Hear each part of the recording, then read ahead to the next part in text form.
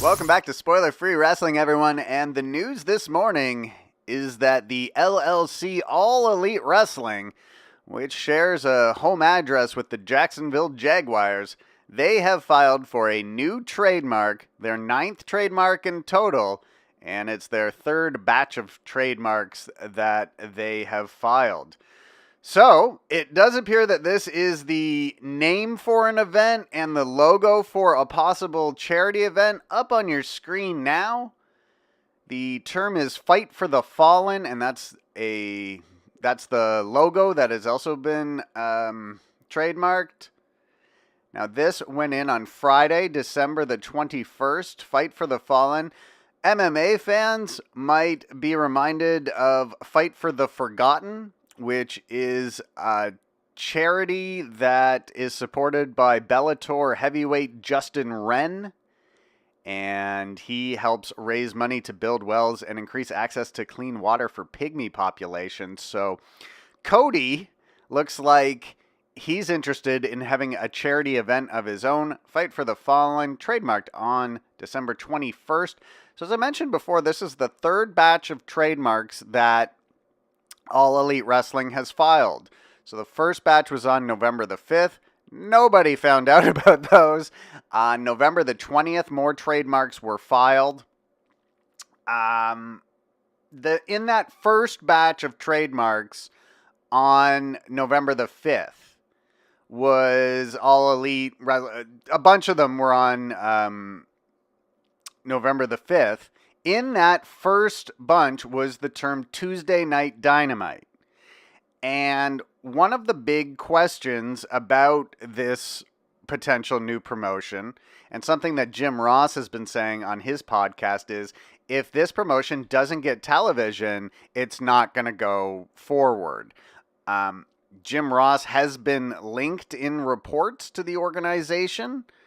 So maybe they do need television, maybe they don't. It does appear by them trademarking the term Tuesday Night Dynamite that it is their aim to have a weekly show of some sorts.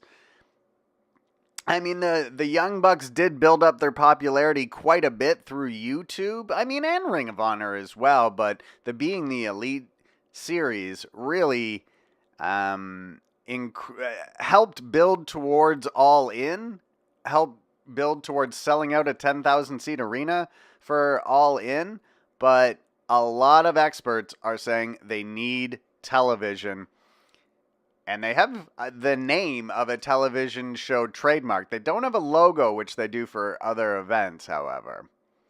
So some of the other trademarks that have been filed by All Elite Wrestling, and this is available at trademarkia.com, which is basically like the Wikipedia for trademarks. So basically all somebody did to discover these is go on this website and type in like Elite Wrestling or The Elite Wrestling, and eventually they found these out and posted them on Reddit. Now, in terms of, do we think the Elite wanted this information to get out? I mean, on one hand, all of this information is public. It's not publicized. Like, nobody's going out and saying, look at that. Well, I mean, now we are. But it was all under the radar for a long time.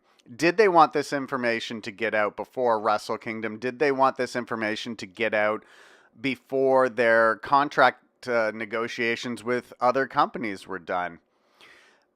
Not really sure, but it's interesting that a new trademark has been filed now a month after, a month and a half after the original trademarks, and more than a month since the trademarks, since the whole news about the promotion broke.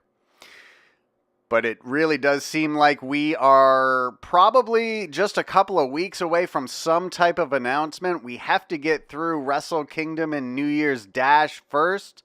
But we'll keep you up to date with everything going on with All Elite Wrestling. Just make sure you hit the subscribe button so you don't miss any unique wrestling content from Spoiler Free Wrestling.